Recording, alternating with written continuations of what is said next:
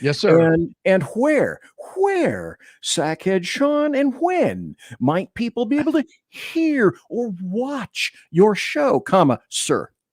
Well, I'm on every Monday and Friday. X, YouTube, the SHR Media Network in general, Rumble. I'm sure I'm missing something. YouTube, Rumble, X, yeah, all the usual places. Also, you can catch your podcast and my podcast version of the show, which you can catch on Spreaker and Apple Podcasts. We're on Apple. Coolio. Nice. You are as well. Pardon me. We're also I'm also just added to KLRN Radio. It's a podcast network, which works with a lot of the writers from Twitchy. They work with guys from the Loftus Group, et cetera, et cetera. So I just solidified that earlier this week. Tomorrow will be my first live show with them. Nice. And while we're talking about that, I also want to talk about this. Well, let's do this, see how this works. Okay. I did some purchasing recently. Ooh. And what I did is I went here. And you may or may not know, folks, you can get great swag at shrmedia.com. Now, BZ, I'm sure all of you are saying, swag in terms of what? Well, the reason I turned this on, let me go big here just for a second. Actually, my first question was how, but go ahead. Okay. These are pins. Let me see if I can turn them so that you can see them. Yeah, here we go. There's an SHR pin down there on the bottom. And then Jersey Joe is our Reaver of Common Sense. He has a pin, which is on top of SHR, though. This is my hat for BZ's Saloon. And over El Saluno. El Saluno, one each. And then also here, we have a pin for the Edge of Liberty. Hell yeah. And then even BZ has his own pin. So I remind everyone, in terms of swaggerini, this is where you go. Tis true. SHRmedia.com. And if you SHR swag only there. The only place you can get it on the entire planet. I mean, the entire planet. The whole thing. All of it. All of the planet. All you do is go to the little menu bar and click on shop, and it'll bring you to our little Etsy page. Well, I'll be adding more to that. I actually have a couple that I have to add probably tomorrow. I'll tell you, with all the work that we've been doing, trying to get everything modernized, to get some shirts out, get some things out. Yeah. It's everything's starting to take a backseat because the election's coming. And we're doing it. You and me. We are doing as a team. And Jersey Joe. And Jersey Joe. We'll talk about it. And by the way, Jersey Joe, just so everyone knows, I actually had a couple people ask. He's doing all right. They lost power. Okay. His fence came down. I heard from him today. He gave me a holler when they were out and going for a ride. He said the neighborhood's hit hard. He's never seen so much water in his neighborhood. He's been down there 20 years now. But he's doing well. He and the whole family. So I'm really thankful to hear that. I'm really glad they made it through. So yeah, he was right. I mean, he's just east, if I'm not mistaken, of Tampa Bay. So yeah, he's in a kind of a little bedroom community east, kind of northeast, and he's sufficiently inland that. And I sent a couple of texts to him. Well, first I invited him because correct me if I'm wrong. I could have sworn I saw something on X that said that he had gotten some power back. I didn't read the most recent stuff. And I thought, oh, cool. Well, maybe you can call in and tell us what it's like. And then I found out that no, his power is off. Yeah. He texted me right below the show and said, dude, I'd love to be able to do my show, but it looks like we're not going to have power for about a week.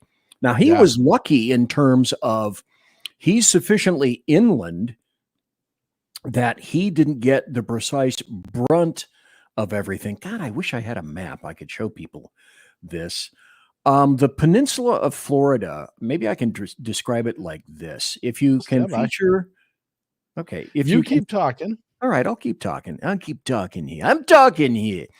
If you can feature Florida in your mind, like the peninsula that sticks out into the Oceanus, the Atlantic, the east side is predominantly where Hurricane Helene hit. Now, on the west side, now on the east side, there's Miami, tons of places, then on up the coast. It mostly missed the western portion of Florida, the western peninsula. And there we go. Now you can see the peninsula right there. You can see the west coast, Orlando's a little bit inland, and there's Tampa Bay, where the Buccaneers swim, is right below there. And where he lives is a little east and north of that. But it's Milton, however, that smacked the western portion. Helene hit the eastern portion, and Milton hit the western portion of the peninsula of Florida. And he was sufficiently inland that, yeah, he was affected. He got horrendous rains. I think he said he lost his fence. Basically everything that wasn't nailed down just went flew away in the air. And who knows where it went? Probably somebody else's backyard, and they're going to sell it on eBay. In any event, hey, nice patio chairs there too. You know, those plastic patio chairs, if they didn't crack, they are worth something. Yeah. Well, maybe some neighbors' patio chairs, as they flew away from his backyard, he got some others that came in and deposited themselves in his. A free Adirondack chair really goes a long way. It I don't does. think people realize that. The wooden ones would splinter the plastic, maybe not so much. Right. So we discovered that he's going to be without power. So for those of you who enjoy Jersey Joe as the Reaver of Common Sense, oh, shoot, I don't have a display for the Reaver of Common Sense. I'm going to have to put one in here. Why I oughta. Hold on. To the moon. So he won't be doing his shows on Monday and Friday. Tomorrow's Friday. Today's Thursday. So he's not going to be doing a show tomorrow, and then Monday and Friday of next week, he's likely not going to be doing a show unless some kind of a miracle occurs, Deus Ex Machina from someplace. Another interesting point about, if I get to it, I hope I get to it. There's video of Florida's governor just what's the word I'm looking at? Skewering. Yeah. I think that's a good word. Skewering Cammy the Cackler, and saying that, I didn't call you. I didn't consult with you because you're basically immaterial. That was awesome. I love the hell out of that. Yes. Well, and it's one of those things where she tried to interject herself when she didn't need to. And I'm sure you saw this too. Nobody says at all that, hey, we don't want to hear ever from the vice president. But what she kind of did was really make herself more important with her words up front than she needed to. And naturally, that's going to garner a response, especially when you have a major hurricane coming down on you that she's not involved in, and she's not the president, and she didn't go to a whole bunch of meetings, and she didn't seem to care, and she only seems to care when it is of some kind of political advantage. Now, with that having been said, folks, and Sean and I spoke about this just briefly before we came on the show. Sean said, hey, what are we going to talk about tonight? And I went, we're going to talk about, I have this and this and this and this and this and this and this and this, and then I have this and this, and here's what I'm interested in talking to you about, and I have this. And Sean said, wait, just stop right there.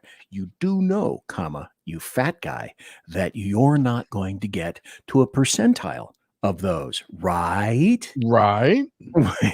Which I said in full concurrence.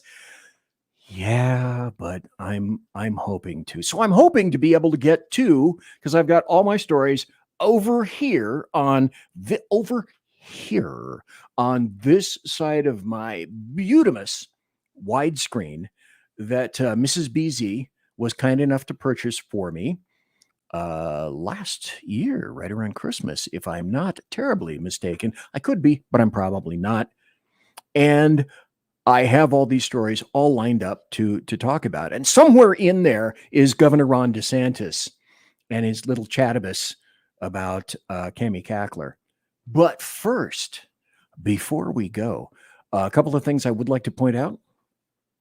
I have the official Halloween lit up pumpkin right here from SHR, from the SHR studios. This is the same damn pumpkin that I brought into the studio during Halloween. It made its trip over 950 miles to a northern free state, and now it has come back to grace, I guess, the top of this desk right here. And I can't, in a way, I got to say, this is weird, but I grok myself.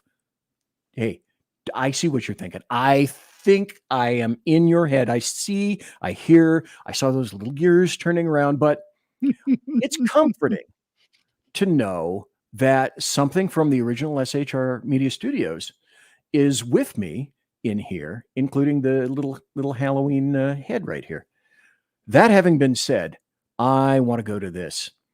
You ever seen somebody that does impersonations and they do them really well?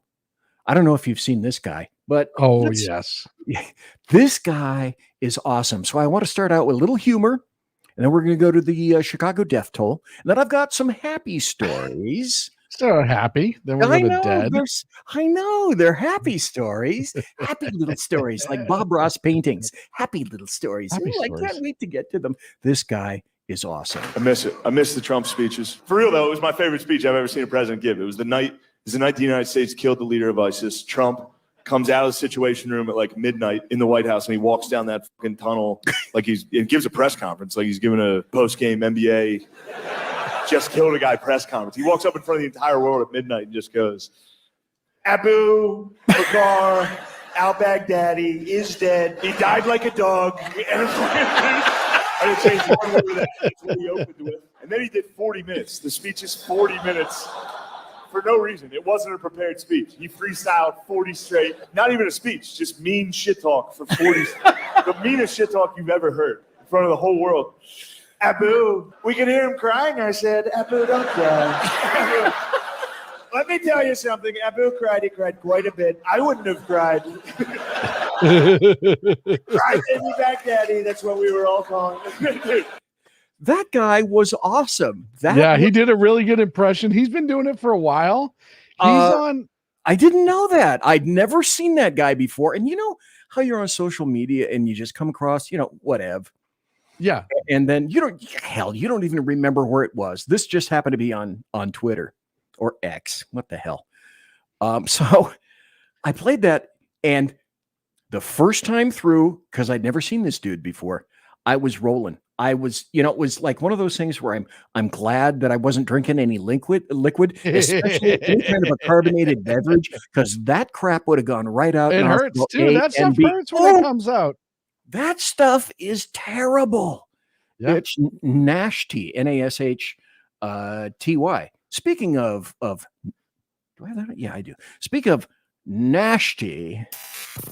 The bloviating Zeppelins, HeyJackass.com Chicago death toll update. Courtesy of every leftist running that city. From the mayor, police chief, and every autocrat in the 50 wards. And here we go. HeyJackass.com, HeyJackass.com, illustrating Chicago values, the city of big shoulders, right here. And from HeyJackass.com, October to date, shot and killed 15, total shot and wounded 65, total shot 80, total homicides 15. The week in progress, October 6th to October 12th, shot and killed 5, shot and wounded 31, total shot 36, total homicides 5. Year to date, the big numbers, shot and killed 430, shot and wounded 2,047, total shot 2,477, total homicides 484. Yay, gun control. And in Chicago, a person is shot every 2 minutes and 44 seconds. and a person is murdered every 14 minutes and 2 seconds. Yay, Chicago. The bloviating Zeppelins, HeyJackass.com, Chicago death toll update. Courtesy of every leftist running that city. From the mayor, police chief, and every aldercrap in the 50 wards. And would it surprise everybody that I therefore also happen to have... It's time for happy stories and good times. And I have some happy stories. I just love playing this because anybody that watches, the internet sometimes is forever. And this will always be forever in my heart. My values have not changed.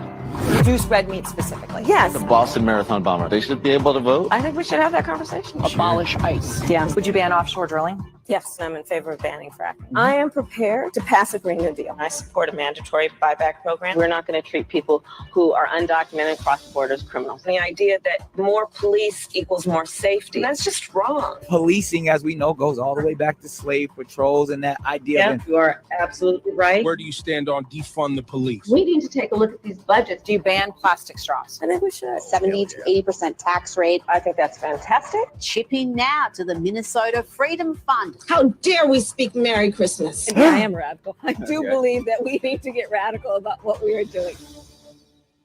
Yeah, great. Good old Kamala Harris. And she never fails to disappoint.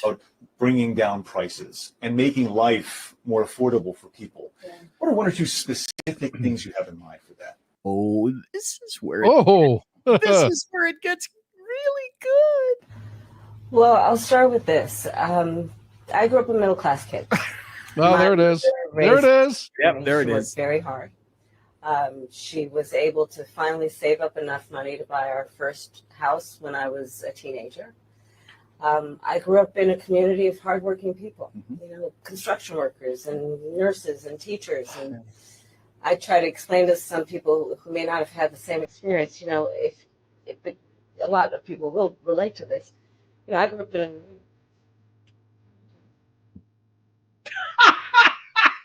Dude, come on.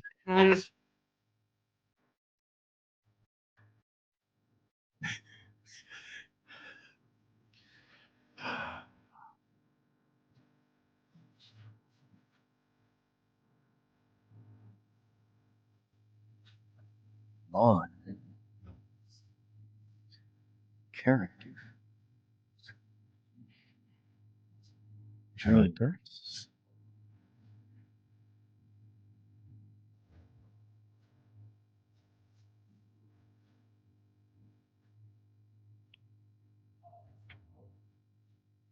People. and creating opportunity for people, for example, to start a small business.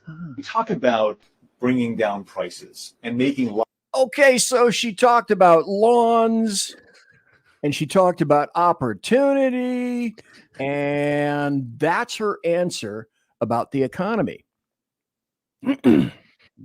but wait, it's just the beginning of the show. But wait, there's more. But wait, I should have, I don't know about you. Wouldn't you love to have Micro do voiceovers for your show?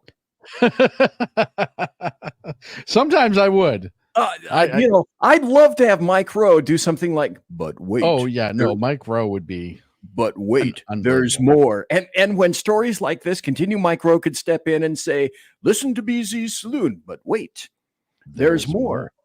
And there is more. This is Barack Hussein Obama talking about Cami Cackler and probably didn't really want this to get out. I've turned this up as much as I possibly could, the volume. Oh, this is new tonight. Yeah, I might have to crank up the board here a little bit.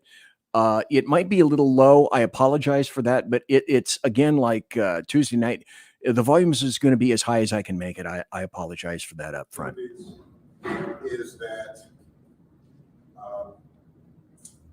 we have not yet seen the same kinds of energy and turnout in all quarters of our neighborhoods and communities as we saw when I was running. Now, I also want to say that that seems to be more pronounced with the brothers. The brothers. Comma. Did you see his frown, by the way? He didn't turn his frown upside down. He did not turn his frown upside down. And it appears that the brothers are responsible for not being quite as excited about Cammy the Cackler as everybody else is. I have another happy story. If you guys can take the happiness, I'll provide it. Here's another one. This guy is named Sir Major Page. As opposed to Major Tom, that was in the 70s. This guy is now in 2024. Page. Ex-BLM leader sentenced to I love federal this. prison. Yeah, this is great. And you know, look at this guy. Yeah, he's a black leader. He's a black BLM leader. The former head of BLM of Greater Atlanta has been sentenced to prison on charges of, I know, wire fraud and money laundering. So his name is Sir Major Page. Oh, come on. Come on. That's not his real name. Tyree Conyers Page was sentenced to serve 42 months in prison in Ohio on Thursday. So what he did is he took money donated to BLM through Facebook and used it for travel and personal items and a home in Toledo, Ohio. You can't do that? Wait, isn't that similar to somebody else we know who was the head of BLM? I think it's remarkably similar. Let's continue because I do have a ton of these tonight. This is a good story. This guy has been sued about every time he steps outside by Colorado. And this guy is named Jack Phillips. I think this is his fourth or fifth suit at one point. This is from Fox News. Colorado Supreme Court dismisses lawsuit against Christian Baker, who refused. Wait a minute. Where's my producer? Where's my producer? Who refused to bake a trans cake. See, if I had a producer, that's what you would have heard, but you didn't hear it because I don't have a producer. Fair enough. Colorado Supreme Court dismissed yet another case. This isn't the first one. No, which is a really applicable phrase. Tuesday against Masterpiece Cake Shop owner Jack Phillips, who's a Christian dude. He's a baker. He's been the target of several lawsuits over the past 12 years. Every time this guy steps outside and turns around, he's slapped in the face with a lawsuit. The latest lawsuit accused him of discriminating against a transgender attorney. Now, that wasn't a setup or anything, was it? Huh? Nudge, nudge, wink, wink, wink, nudge, wink, nudge, nudge, say no more. Yeah, say no more. For refusing to bake a custom cake celebrating their gender transition. So ADF, the lawyer who is, the ADF does some cool stuff. The Alliance Defending Freedom. They first defended him back in 2012, and he was sued for refusing to bake a custom cake celebrating a same-sex wedding because it violated his religious conviction. So there is some justice in this world, and it is a happy story. Now we continue on to Breitbart. And people say, oh, this isn't true. And Trump is such a terrible guy. And Trump is a racist. Well, if Trump is a racist, then 6 out of 10 people in America are racists. Here's from Breitbart. NPR poll, mainstream voters favor deporting all illegal immigrants by 6 in 10. Not just kind of, usher them out, give them some money, pat them on the poo-poos and let them go away. Almost 2/3 of registered voters agreed that all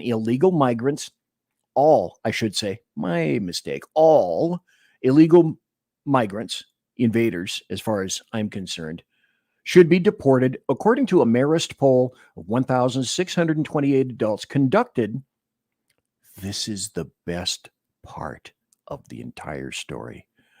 This poll was conducted for the Pro-Migration National Public Radio Network, NPR. So basically, the people who responded to this NPR poll shoved it in NPR's face and said, yeah, 6 out of 10 people, all illegal invaders need to go. Most Ricky Tick. Here's some fear, and I'll talk about this with Sean after this story because there's a caveat here. This is from Fox News. Dem strategists fret Harris's sugar high is over. If you're not nervous, you're not paying attention. I'm scared to death, Democratic strategist James Carville said Wednesday. Well, if you don't know, James Carville has already been taken to task numerous times for not being on board the Democrat wagon 24/7, 365, all the time. And you're such a defeatist, Carville. Well, he's actually more of a realist. And he's trying to inject some reality into the discussion that's being conducted by leftists. So Democrat strategists are calling on the Harris campaign to get more aggressive amidst concerns her early momentum, spurred largely by Harris's debate performance and the DNC, the convention, has waned due to a number of factors. Carville said he's scared to death. If you're not nervous, you're not paying attention, said former Harris communication director Jamal Simmons. Now, David Axelrod, big leftist guy, widely regarded as the political mastermind behind Obama, recognized that Harris has a great launch right through the convention and the debate, but he acknowledged the race has plateaued. Well, this is where I stop right here with a caveat. And Sean, you could weigh in too. The caveat being, don't let this stuff. Oh, wait, there you are. Did I take you off? I'm here. Oh, I'm sorry. I'm actually working on something. I apologize. Okay. All right, that's okay. But the caveat being that, as you and I have both said, the other point of this, the goal is it's like Han Solo. Don't get cocky, kid. And Right. to the Republicans, don't get cocky, kid. Don't think that the Democrats are going to tell you and leftists are going to tell you one of two things. Wait, do that again. One of two things. That's visual. Thank God I'm on video. First, they're going to say, you don't need to show up to the polls because the Democrats are already so far behind. Oh, yes. That your vote really isn't. It's just going to be like piling on, like playing football. It's 107-3, and you're just piling on. Just take your win, be humble, and go home. Or they're going to tell you, we are kicking your ass so bad that even if you do show up to vote, it won't mean a thing because we have this in hand. You're just stupid. You're a rube. You're ugly. Your mother doesn't dress you right. She never did. Bibs never looked good on you anyway. Stay away from the polls because we've got it. And your vote, your cash ain't nothing but trash. Right. And your poll, your vote, not going to mean a thing. Well, look, I've been harping on this every single time somebody puts out a poll this week, especially where they're like, oh, it's Trump +2 in Pennsylvania, or Trump plus whatever here. And I'm just like, don't matter. Yeah. Whatever. Don't care. Don't matter. Ignore it all. Foot in the gas. Don't stop. Everybody goes. We all vote. Full throttle, dump the nitrous in. Do not pay attention to any of that shit because baby, I do not want to hear the term, it was another red wave. No. Red wave, red tsunami. Got a bitch. Just stop. Yep. Stop with that. We don't need any of that. That's enough. And I've said this most every time on the show. I'm this old. My civics teacher. How old? Mr. Harms, that old. In the 60s, my civics teacher, and this is the only thing I remember from him, don't know why, but it's applicable today, is Democrats don't win elections. True in the 60s, true now. It's still very why true I now. still retain that information, I have no damn idea. Democrats don't win elections. Republicans lose them. Yep. This I emphasize italicize, I bold and underline. This election is ours to lose. The only way we make any kind of a statement is to get everybody in to vote. Anyway, anyhow, that's legal, do it. Yep. Everybody goes. Give rides, help each other out. Doesn't matter. Oh, hell yeah. Take people in to register now. You're running up against the wall in terms of being able to register to vote. In some states, it's over. You may not be able to do that in your state. If you haven't registered yet, shame on you, especially if you're a Republican or a conservative, because that fills out the Democrats' great plan is to have you be complacent and just, and I don't want to hear you complain either. No. And that sounds, I don't want to be a jerk when I say that, but I'm like, this is something we ran into in 2022. How many people didn't show up? I'm firmly believing that if everybody showed up that was supposed to show up in 2022 and didn't listen to the whole red wave bullshit, that we would have been successful in the midterms. Oh. Gosh, the only thing that lost the midterms in 2022 is complacency. Plain and simple. It was complacency. People got comfortable. That's it. And they thought, well, my vote, they don't really need it. You're playing into the Democrat hands when your mindset goes in that direction. That's a direction we don't need it to move. We don't need it to go. So agreed. The only way that this stuff is going to win, that we're going to win, is if we take this seriously. Because as has been said most every election, and it's no different this time, this is for all the marbles. Yes, the reason I say that is because if you like Trump, okay, mean tweets, mean X, whatever, but you like what he did, the results, and I had gotten to the point where I said, I don't care what this guy says. I go by deeds, not words. And what did he do for America, for the United States? Well, what he did is he pissed away his salary. He didn't take one being president. He took a huge hit on his businesses, lost an ass ton of money, and still came through for this country. Correct. And he is despised. He is the subject of a soft coup. As I say and have said since 2016, it was a soft coup on a presidential candidate. It was a soft coup on a presidential nominee. It was a soft coup on a president-elect, and it was a continuing soft coup on a sitting president in the Oval Office. That's how it rolled. Don't stay home. I mean, if your county, if your state allows you, like mine, it says after October 15th, if you want, you can vote early. Fat boy is going to get his ass over to the election office and vote early so that my vote is immured. And so in some places, in some counties, states, you can track your ballot if you want. Do not track your ballot if that's possible. Do that. If they allow you to mail something in, mail something in. If you don't like any of that, that's cool. Go in and vote. Don't sit down. Whenever it's open, go into your local polls and either push that Chad or circle that button or whatever the hell. Yeah. Doesn't matter what it is. Do it. Go ahead and do that. So here's another happy story as well.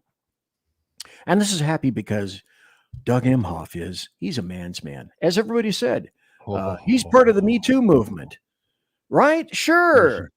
And so Doug Emhoff faces explosive new allegations. This is in addition to, he said, from his time at a top LA law firm. Now, this is from dailymail.com. I apologize for all the ads and the pop-ups and all the distracting crap.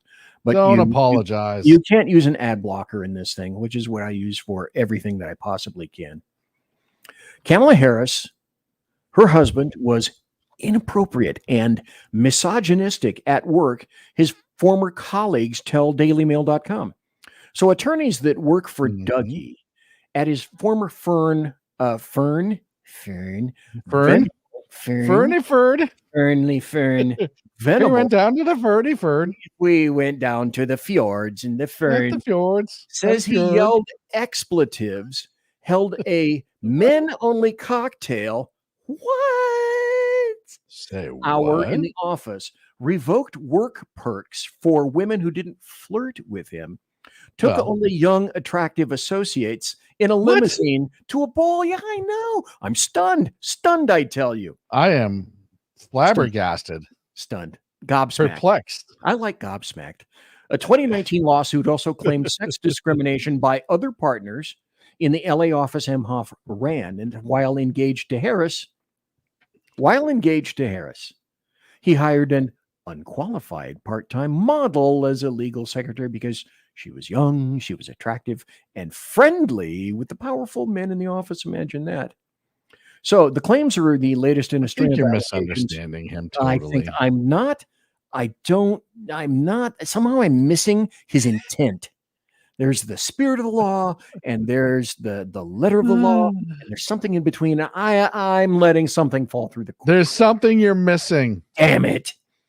So the claims are the latest in a string of allegations revealed by the Daily Mail that threaten to shatter Emhoff's image, heavily promoted by the Harris presidential campaign, of a feminist ally and a wife guy and a guy that supports Me Too. You knew this was coming. Yeah. Because here's the kicker. I'm not going to go through the rest of the story. Don't have time. Blah, blah, blah. Damn it, Jim. I missed the break. I'll do it at the top of the hour. I was going to say. I just get so into this stuff because they are great, happy stories. And again, thanks for listening to me tonight, folks, and watching. This is the perfect kicker to the story. In August, dailymail.com revealed the Los Angeles lawyer, Emhoff, Dougie, cheated on his first wife and got his daughter's grade school teacher / nanny pregnant. Wait a minute. If I had a who hasn't done that though? You would have heard and got his grade school teacher / nanny pregnant. But I don't have a producer, so let's continue. Easy. Who hasn't done that? I know. Nobody I know. As long as we're clear on that. Yeah, nobody I know. I think I mentioned this in a previous story. I'll gloss over it again. Like the 51 intelligence official professionals. Intelligence. Did you hold on? You're moving off Emhoff. Do you want to go back? You covered the knocking up of the school teacher. Right. You covered his hiring practice. Did you cover the third thing and I missed it? Well, first there was the he yelled at people. He held cocktails only for men. He took women to the ball in a limousine, only the young ones, only the good-looking ones. He had a 2019 lawsuit. I think that's 2 or 3 now. Okay. The one where he slapped the hell out of his girlfriend? Oh, damn it, Jim.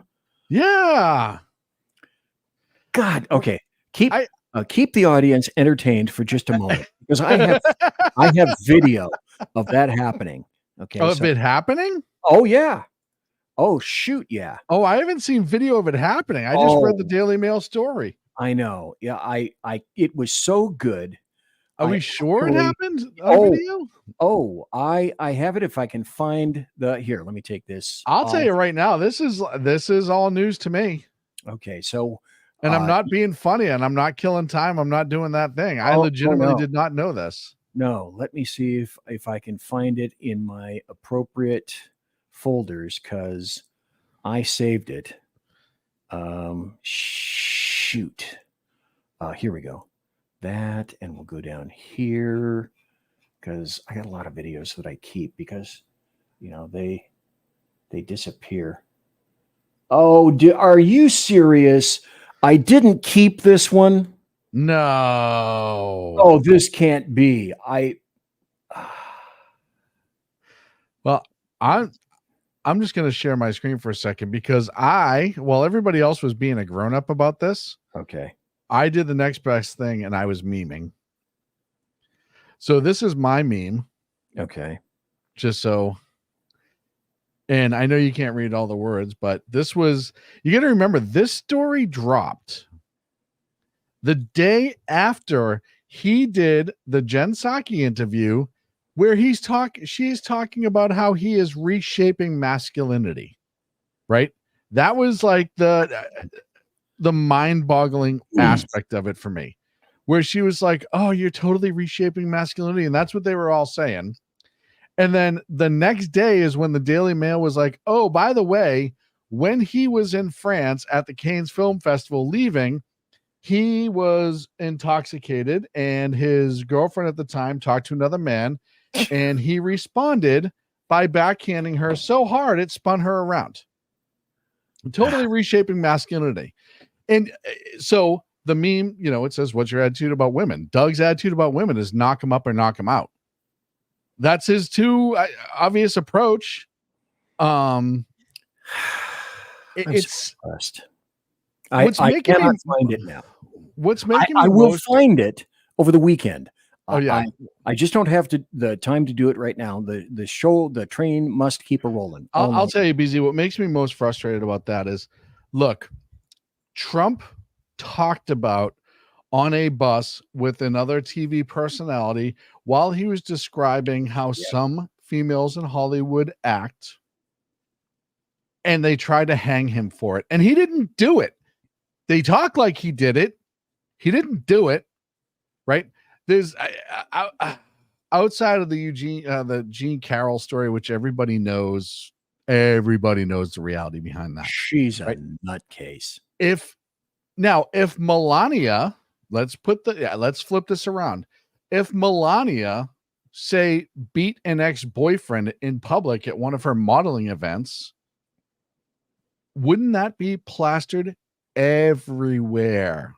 Everywhere. And it was because remember how bad they shit on her when she decorated the White House, which, by the way, was a beautiful decoration. But the fact that everybody in the Me Too movement and all that other crap is ignoring this. They talk about women's rights, and today's actual Natural Woman Day, right? Today's one of those days where it's Natural Woman Day, like XX chromosome, the whole 9 yards, and they're ignoring it. And it's so frustrating after all these years of doing this to see mainstream media throw it in your face how goddamn jaded they are. It's so mind-boggling. It's so aggravating. It shows you what true filth they are and how the only standard they have is to remain in power or keep their allegiance with the people in power and who they want to be in power. Well, I wasn't going to get to this, but since you mentioned that, after Emhoff, perhaps this would be a good time to, let's see if I have this. Oh yeah, I do. To play this Real Women's Day, you said? Okay. Yeah. Here's one. Today at the pharmacy. And I'm not saying men can't look like this, because please go off, kings. But I'm not doing damage to masculinity. I think y'all are when you serve me, when you call me a man, right? I'm not a man. You sure about that? You sure about that? Would you rather use someone's preferred pronouns or go to jail? Jail. Right to jail. The idea, if I'm saying I'm proud of you, America means that I'm free and sovereign. Most importantly, I'm free to say what I want, even if it makes your blood boil. And what your beliefs are don't get to affect my beliefs, as long as my beliefs don't affect your ability to live freely. But if how you believe you to be then affects my ability to think and to be able to speak, you've crossed that line of what it means to be free. So no, I can't answer that, because I wouldn't be going to jail. I would be fighting the system that would be trying to force me to use those pronouns. Pardon. So basically, for those of you who may not know, that's Tim Kennedy. And Tim Kennedy was in the military. I think, Sean, was he not in Special Forces? Something like that. Believe so. And so his saying that essentially says to me... Oop, wrong way. Oh, that's okay. Just kill me. Go ahead. Just take me. I was trying to... There we go. So your mental instability is nothing that I am here to support in any way, shape, or form. Since we're talking about that, and it's Real Men's Day, how about another instance of a real man? This is a real man in the military. The military be so silly with their rules. Like, why did I just get in trouble for having a pink lunchbox? I don't know. And then I got in trouble for wearing lip gloss. Yeah. Yeah. And God forbid I wear some mascara. Oh, they be so mad. God forbid I wear mascara. So there's a good American right there. There's a good American soldier. I have one more for Real Women's Day. Let us continue. By the way, this is an actual teacher in a public school. And this is, I'm sure, why people love public schools, right? Okay. So today I had a conversation with a student and she was ranting because she couldn't quite understand how no one else in class, my classes or in the school, has noticed or commented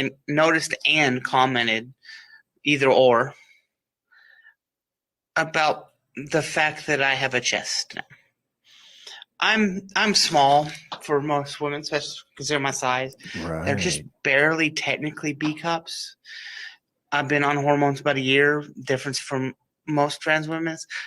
I'm bigger, so I have more body fat for my body to work with, to move around, to make things happen. That's important. So I kind of have a cheat code that way.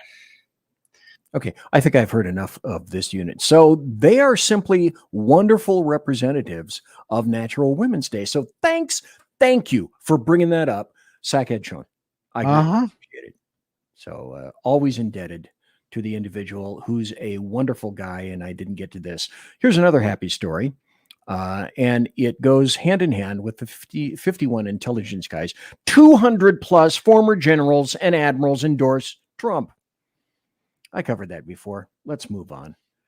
This is happy, and I would like to have your input on this. I just saw this, wasn't aware of it before I got on, maybe about 5 or 10 minutes before I saw this and went, now that's a story that really does make you go, This is from Responsible Statecraft. And as you might guess, Responsible Statecraft leans just a bit to port. UK to return Chagos Islands, but secretive U.S. base will remain. Well, what U.S. base are we talking about? The home de los B-52s, which is for Diego Garcia. And this is the sub-headline. Oh, no, those evil Americans. Sovereignty takes a backseat to unwavering pursuit of American primacy because all we did is save the entire planet following World War II. Right. That's all. Damn the U.S. So the UK agreed last week to return the Chagos Islands. It's a remote archipelago in the Indian Ocean to the African nation of Mauritius. After buying the islands and forcibly removing its native inhabitants in the late 1960s to make way for a U.S. military base. Projection of power. Okay. And again, I grok that concept because, we're only going to be using it for us. We would never be using it for anybody else because we're just mean and evil that way. The agreement will not spell the end, however, of American military presence on the islands. In fact, the only condition of the UK's deal with Mauritius is that the U.S. must be allowed to continue its base's operation on the Chagosian island of Diego Garcia for the next 99 years. Cue the protests. So the protests. Oh, yeah, I know. Were you thinking that there were not going to be any protests?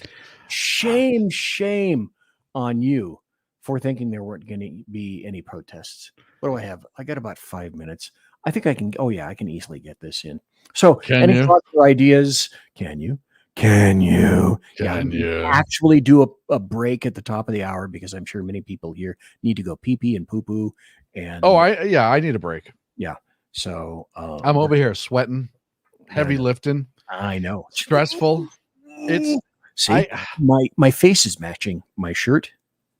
I have actually, it's funny because I've been trying to figure out how to get us to be able to broadcast live to Spreaker again. So you go ahead. And I thought you told me that Spreaker doesn't do that anymore. So here's the thing. In order to get a Windows, the Windows Studio app, you have to actually email them.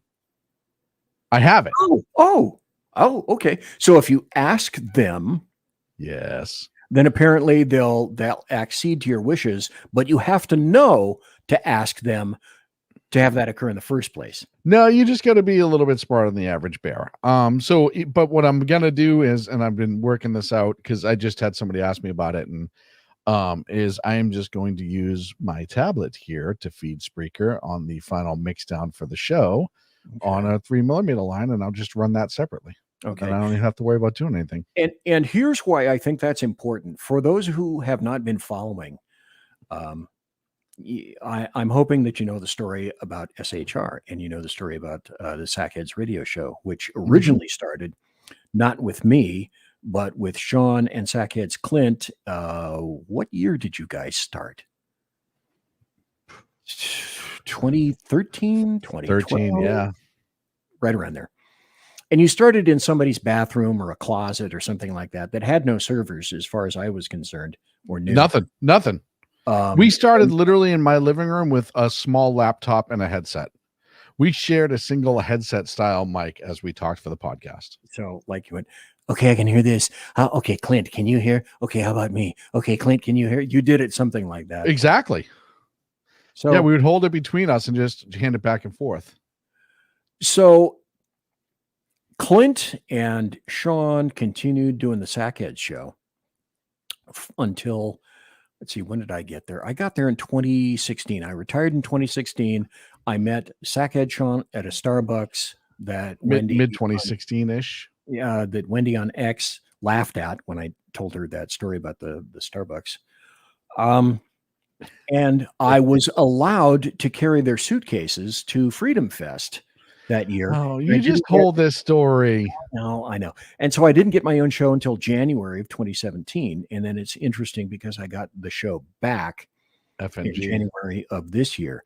But up until that point, I was not present. I was not an official Sackheads member. It was Sean and Clint who were the originating members of SHR, Sackheads Radio.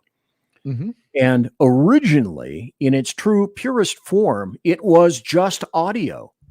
Yes. And you guys got out to on audio only, no video. Yep. And we weren't even on any of the big at the time, any of the big podcasts. I know we're 2 minutes from a break, and I'm sorry that we went down this road. We started on a little thing called Blog Talk Radio, which still exists. I don't know how it's around. Then we went to Libsyn. We were at Live 365 for a while. And then there was another one in there, and we found Spreaker, and Spreaker is where the majority of our time was at. Yeah, but it was audio only. And then I found out, I got here, I got a show, and then our equipment got better, our mics got better, and boards and all that kind of stuff. In the meantime, and cameras, our audio did get better. And then Sean was able to wangle in video. But I always, when I used to give out my email, I would get emails from people using FNS words, but I'd also get emails from truckers saying, hey, thanks for the late night show because I listened to you in the truck. You know, overnight. It's illegal to watch a TV or anything like that. So that's why I think somehow if we can get back to Spreaker and make it audio only. Yeah. Or and I'm working on that. At least make that an option for the people that just want to listen, maybe in their cars. Well, I'll tell you right now. I think that's a great idea. What I do with all the shows right now is I manually rip the video from the audio and I upload the audio so it's going. But if I can figure this out and I'll tell you how to do it, then we can feed directly to Spreaker and there's no questions asked. It's easy peasy. Yeah, I think that's a wonderful thing. And with that, folks, I'm going to go here. It's time for El Breako. That's break, take a break in Spanish. I'll be right back. We'll be right back. I think we'll both be right back. Well, I'll be right back. I'll be Conservative media done right. You're listening to the SHR Media Network. Hey, Are you guys listening? This is Shannon from Right Way with Shannon and Mike in the AM on SHR Media. I know you've been wondering where we are and what's been going on. Well, folks, that's right. We're back. So please join us 7 to 9 a.m. Monday through Thursday on SHR Media, on Spreaker, iHeartRadio, and Spotify, and Facebook Live at 11 a.m. on Right Way with Shannon and Mike in the AM at Facebook. You don't want to miss a minute. We've got lots of guests, lots of segments, and lots of interesting things. And let's face it, there's nowhere for you to go, so you might as well tune in. Again, Right Way with Shannon and Mike in the AM. We're back live on the air on SHR Media, 7 to 9 a.m. Monday through Thursday, audio and Facebook Live, audio and video. Yes, we are going to do video. Facebook Live, Right Way with Shannon and Mike in the AM. Hope to see you soon. Want to make an immediate difference in the life of a critically ill child? You have the ability to do that right now. Make a donation to Dream Makers for Life, the organization that restores dreams to seriously ill children and their families. You can sponsor a dream pack for a child, which contains a clear PVC backpack, a dry erase board adventure coloring book, a journal, and dry erase markers to inspire a critically ill child to envision a future adventure and hope. Want to become a dream maker for life yourself? Go to dreamforlife.org. That's dreamforlife.org. Help a child. Help a family. There is always hope. Unleashed Jeremy Hansen, the most explosive pro-American podcast on the planet. Pro-MAGA, pro-Trump, pro-conservative. Come join the resistance. Fight for what really matters in America. 5 p.m. Central on UJHLive.com, Spreaker, iHeartRadio, Pandora, or MAGAbook.com. Come join the resistance and fight for America. Unleashed Jeremy Hansen.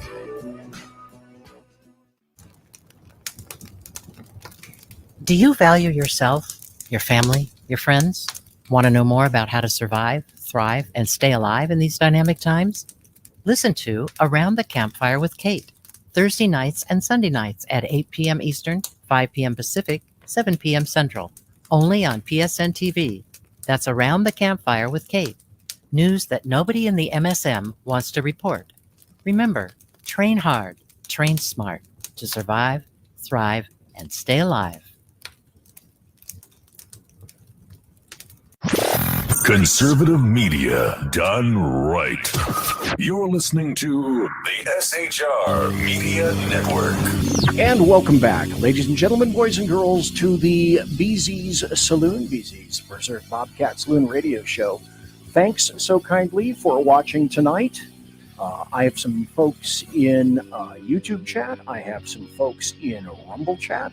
If you're new to the show, thank you very, very much for being here. Please subscribe. If you subscribe, give me a thumbs up. I get more vodka. And like I say, Sackhead Sean knows that I run on heavy, heavy fuel. And it's high octane. It's very high octane fuel. You're like a race car that only runs on the extra high octane. That's right. You know how, it's you know racing fuel. It's 120 octane, and that's what makes me roll. That's what makes me. It's ethanol and gasoline. It's 104, and it comes from a special can. Thank you. I have a surprise for you. Can? Oh yeah. You get the good Sunoco. Oh, the racing bottle. Okay. If you're gonna do, I pour it into the bottle so that I recognize the label. Right. Okay. Right. That's no, I'll ignore the 55-gallon drum I saw in your garage that one time. Okay. Which I didn't even know Kettle One made those. I was really impressed with that. I had to have been a Costco, but actually, do you remember back when I had money? I don't know if they still do this, but I remember a couple of years ago they were selling bottles of Jack at Costco. Barrels of Jack, the wooden barrels of Jack Daniels at Costco. Wowzer. Yeah. They were doing that a couple of years ago. It's been a while since I'd seen it, but you can get everything at Costco. Most impressive. Well, before we were so rudely interrupted by a break, so that people I have a could surprise go for you, though. to the electric winkle chamber, one each. Mhm. We were talking about the value of being on Spreaker, and Sackhead's Sean Yes, that's me. Right here Mhm. to my right, your left, was working on bringing the show to Spreaker so that people, if they happen to be in their cars and they want to listen live, just audio. Yep. You can or download it they're- on iTunes or they're, Apple Podcast. They're friends of the show and they want to listen to the show. They can listen to it in the radio. And like I said, all the shows are actually on there now. We've been uploading them for about the last month. So the last month of shows are all up there. I've been putting them up. I've been ripping the audio and putting them up, but hopefully this will streamline it. And you'll be able to listen live too on Spreaker if you want. If you can't That's do the cool. video thing, Way cool. Put on your AirPods and whatever, you can do it. So I'm working on that, but I was actually trying to get it up and running while we were on the air, and I realized I don't have the right adapter handy, so I'll have to do it in a couple days. Damn it, Jim. That's all right. I already ordered the adapter. I do have a surprise for you, BZ, though, because I know you love stuff like this. I'm going to share this. Like Mrs. BZ knows, I love surprises. Oh, it's your favorite. So you know how Kamala loves her accents? Okay. Hold on. Wait. Oh, there it is. This is the one I want. This is the one I want. Your family. Wait. I want to play it from the beginning. Okay. She's on Univision. And as you know, Univision is primarily spoken in Spanish. Spanish language network. They have a translator for people from English to Spanish so Kamala can understand. That's fair. It doesn't matter. Listen to how she responds to this gentleman, though, because as we know, Kamala is a chameleon. And just listen, close your eyes and listen. Well, first of all, thank you for the question. And I hope your family is okay and your home is okay. Well, first of all, thank you for the question. And I hope your family is okay and your home is okay. Can you imagine? Okay. Right. Now, did you screw with that video? No, that's her. Oh, okay. Wait. That's okay. tonight. That just happened. Okay. Do me a favor. Roll that back. Okay. Can you roll it back? Oh, yeah. Okay. Listen again, folks. And go. Did I really First hear of all, this? thank you for the question. And I hope your family is okay and your home is okay. Well, first of all, thank you for the question. And I hope your family is okay and your home is okay. Well, first of all, thank you for the question. And I hope your family is okay and your home is okay. BZ.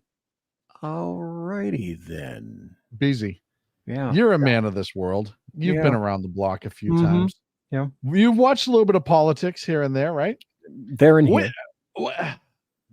What is that called? I think it's Echolalia? Yeah, but what is it when you don't even realize that you're being so pandering and almost mimicking somebody's accent? You don't mean the M word, do you? Do you mean the M word? You don't mean the M word? Do you mean the M word? I do. Mocking? Are you mocking me? Yes. So the other night she was on having a beer with Colbert. She had like a Jamaican accent. Miller High Life. I remember Miller that. High Life, the champagne My of beers. favorite ever Right. since she touched it. She had the Spanish accent. We have seen her pull out the Southern accent, the urban black accent, the very, very white accent. Yeah. Hispanic. Did she do Hispanic? No, she just did Hispanic tonight. She's on Univision. Is your family okay? Wait Are you a okay? minute. Is that the point you're trying to make? Yes. Can you imagine if a conservative started mocking the accent of people in a interview or in a town hall? Wait. Is your Isn't that family then okay? it's the M word, but it's the P word also, isn't it?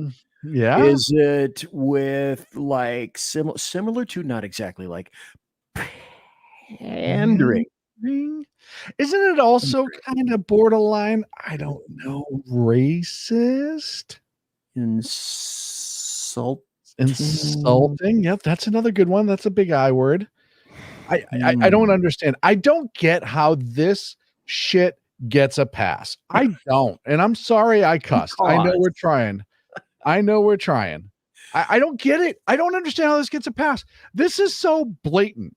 This is so, and I get it. Look, the amount of Hispanic and Latino voters that have come to the conservative side this year is expected to be large. Yeah. One of the largest turnouts that they've ever got. I understand why Hispanic and Latinos are upset, especially the religious Catholic ones, right? I get it. I get it. But for the remainder, the ones who are still voting Democrat, the ones who they call Donald Trump a racist, they call him a bigot, they call him all of these things.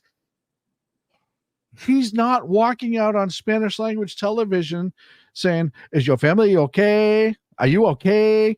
Because if they did, he'd be dragged out of there, and rightfully so, right? That's insulting. Yeah. Right? You're mocking the accent that Hispanic Latinos, and you're not doing it in jest, right? It's not like somebody's like in the middle of a comedy act.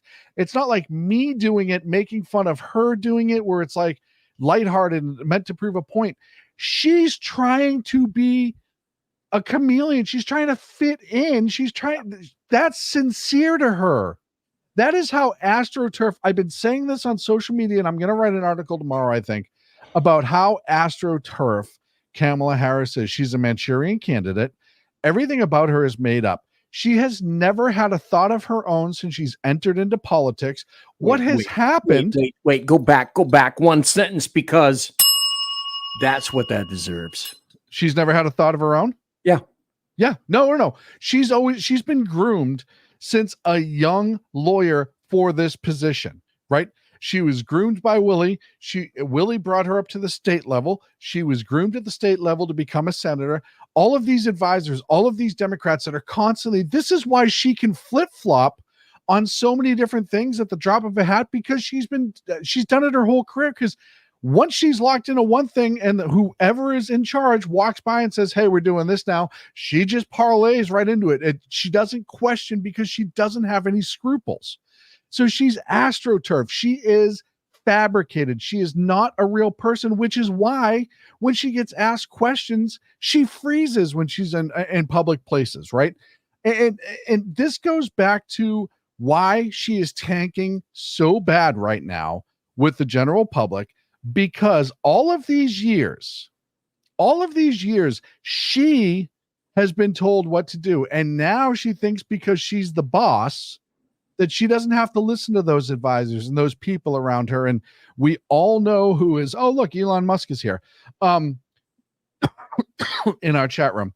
We all know that she thinks she's smarter than everybody else in the room. I'm sending a message to Elon because I really like him. So I'm welcoming him to the chat room. Yeah, he must be on his alt account. What are you trying to say? This one only has 1,000 followers instead of his millions. But she's always been told what to do. And now she thinks she's so damn smart. She thinks that she has all this figured out. She's not listening to the people that she used to listen to, Barack, Pelosi, all those other people that are telling her what to say, how to think, and what to act. Now she thinks she's in charge. And she's lost because she doesn't know what the hell she's doing. Let me make an observation, and I was going to go here, but you said a word, and essentially what you've been saying for the past minute or so isn't that typical, or can't you say that that's just about the definition of an actor?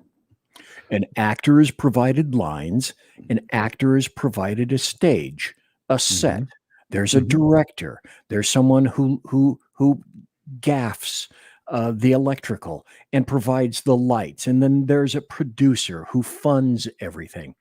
And then when you get an actor in front of some kind of an interview and expected to provide some kind of an extemporaneous dialogue, they poop their pants. So that's similar to the definition of an actor. She's a Manchurian candidate. If you look at the Webster's dictionary for Manchurian candidates, a person who is not loyal to or who harms their own country or political party because they're under the control or influence of another country or party. She is under the influence of the elites. She is under the influence of those people who want to still be in control. And she is not. She's a Manchurian candidate. She has been groomed to be this. She's a product to be marketed. And she was from the very beginning. Yes, 100%. And I know people think, well, Manchurian candidate, it's another country. No, it's just another party. No. And whatever that party is, who that person is not her. She is not making her own decisions, which is why she has flip-flopped 1,000 times on everything. She's a chameleon, as you indicated earlier in the show. What I'd like to do now is, I was just aware of this, again, just before the show. This came from the Hodge twins. And I'll play it, and then I'd like your thoughts and opinion on this. So there we go. Let's see if I can play this. And then also from that video, I started getting a lot of messages like to my Instagram from like actual like aircraft commanders, like squadron commanders. No kidding. I had a squadron commander from North Carolina. Okay, now the guy that's the host is Shaun Ryan. I don't know the other guy that he's talking to, this person with the beard. Reach out to me. They had to load a C-17 full of supplies just to take a photo op for Kamala. And they never sent the bird. Wait a minute, what? They loaded an entire C-17 full of supplies for the hurricane victims just for Kamala to go there, take a photo, take a video, and they never sent the C-17. It was just a full. Serious? Yeah, that was a National Guard, North Carolina National Guard unit. That was a 06 that reached out to me. And then I had another. He reached out to you to tell you that they did a photo op and with the intention of never sending. It was just a photo op. And then also from that video, I started getting a lot of messages. So I found this very interesting. The big question, and when I put it out on social media, I had to use kind of the if-then thing, which is, if this is true, then this is a startling revelation that should be that should light up social media and the news for at least all of next week. And people need to hear this. However, how many people are going to carry this? How many news organizations are going to carry this? Will Fox carry this? Oh, hell no. I don't think so. No. I don't think so. Newsmax, No, perhaps, maybe. obviously Shaun Ryan. Now, the only way this is going to get legs is if social media takes it and runs with it, and it becomes so big, so huge, such a mastodon. A Zeppelin, if you will. A Zeppelin, if you will. Thank you very much. I'm just wearing a red t-shirt. So huge and mastodonic. See, I just made up a new word there. Mastodonic. Yeah. See, I used to do that a ton when I was a kid. Yeah. Listen, I had that, but I got better. That's right after the leprosy. Yeah. But it becomes so big and so huge that you almost can't ignore it. So I played this tonight with the if-then caveat so that folks can see it, because that's our jobs. That's my job, and that's Sackhead Sean's job, to let you see things, and then you draw your own conclusions. Do you believe it? Do you think it's bull? What do you think? What do you hear? Suss it out yourself, as the kids say. Yeah, I'm going to trust you to be the adult on this bus and make your decisions for your life. And if you want, you can call me full of crap. You can call Shaun Ryan full of crap. We'll see if this has legs. We'll see where it goes. But I just wanted to make sure that I let people know about it here first. And maybe it turns out to be crap. Don't know. Just going to wait and see. And here's the problem. Everything about that response with Helene was so jacked up that at this point, can you be shocked? No. And I get it, that I absolutely get the fact that there are people that will take advantage of that. Like, I know that there is probably some people out there taking advantage of how poor their response was, that they are probably getting some attention to themselves.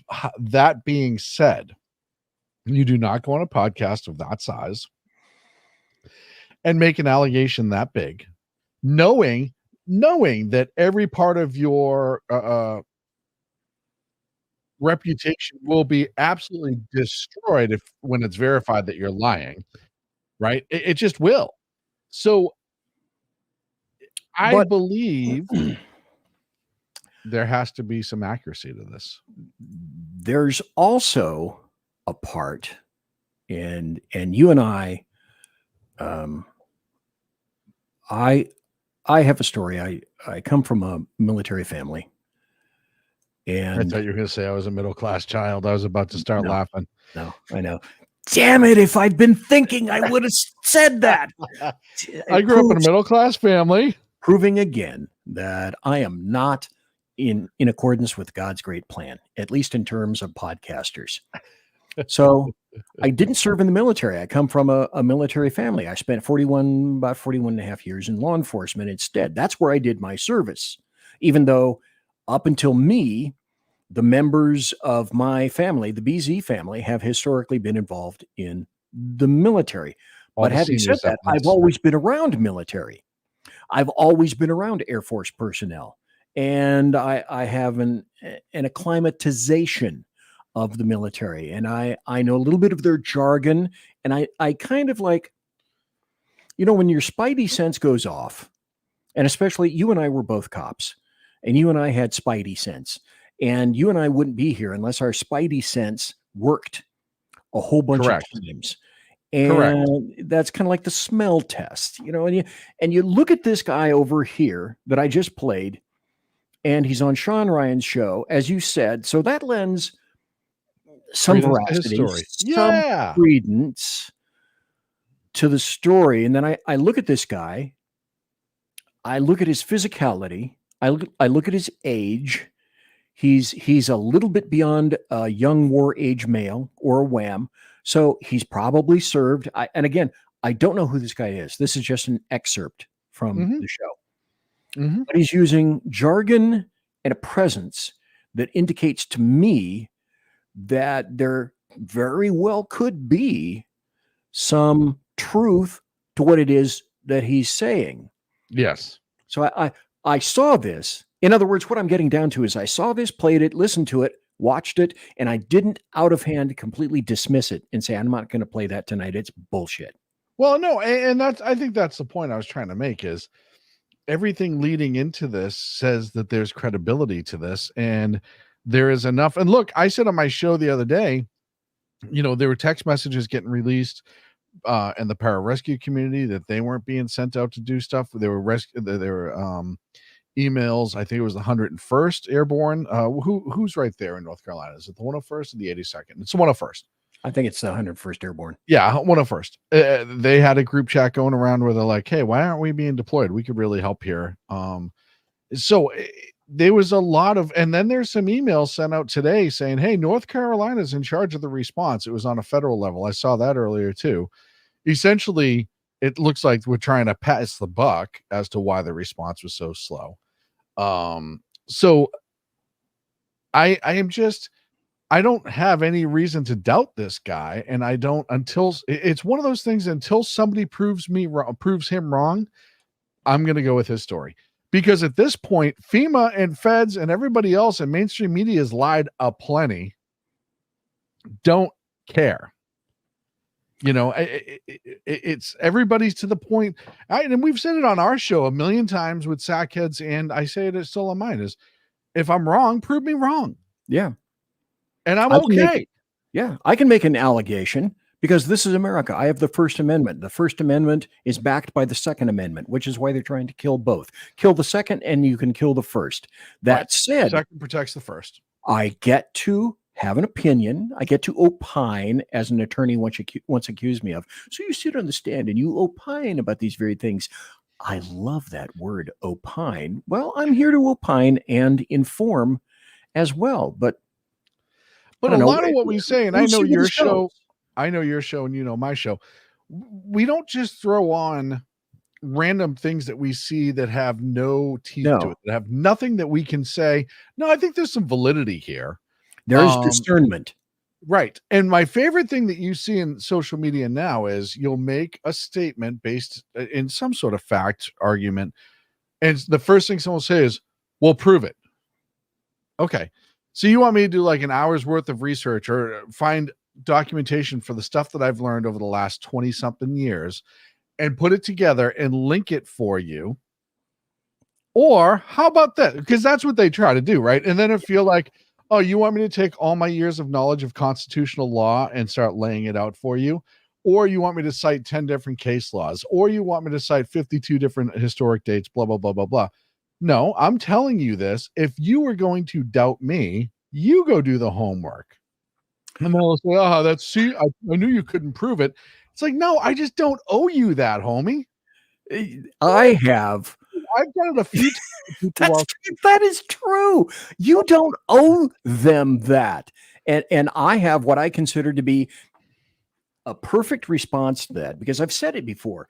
And invariably, 9 times out of 10, when I write this in response, I get no return response. And this response is, okay, so dude, you want me to chew your food for you too? Right. Is that what you'd like? Yeah. Because you want me to process this for you. You want me to lead you by the hand. You must be a baby or a toddler or an infant. So apparently you, like a little baby bird, you want me to chew your food for you too. Well, it just, okay, not going to do that. Not my gig, not my job. And I'll admittedly, when somebody says something so batshit crazy, I will be like, all right, what's your source on this? Because there's been a few things that'll come out, where it's like, oh, Donald Trump secretly died 5 years ago and he's been played by an actor since blah, blah, blah. I'm like, all right, what's your source? And, but that's like earlier tonight, the example, somebody was talking about the 2024 crime stats. And I said, these stats are not realistic. They do not reflect certainly reality, but there's a bunch of cities that do not make it into this crime stat. And so it was like, source? Now, never mind that it's been factored out 52,000 times. Yeah. So I was like, you know what? Fine. While I was eating dinner, I sent over one of the reports that shows that I think it's still 3,500 cities, including New York and LA, do not meet the digital criteria to submit to the FBI a total crime stat. So there it was. And then, of course, I heard nothing back from that. And I went even further and I said, specifically in the state of California, because of Prop 47 and AB 109, you have so many cities that are overwhelmed with crime that they are not responding to calls, or they're referring to people to go online, or there's a 3-day wait to get a cop. And most people are canceling, not going online, and not giving a shit to file the reports, even for felonies such as burglaries. I live in the city of Sacramento. I can tell you, to get a police officer for a past incident report sometimes can be over 24 hours. Who wants to wait that long if you're the average citizen for a broken window in your house? Okay, right? let me throw this So you in. have a ton of shit that is not getting reported as a result, which is what California wants to say. Crime is down. That leads to this.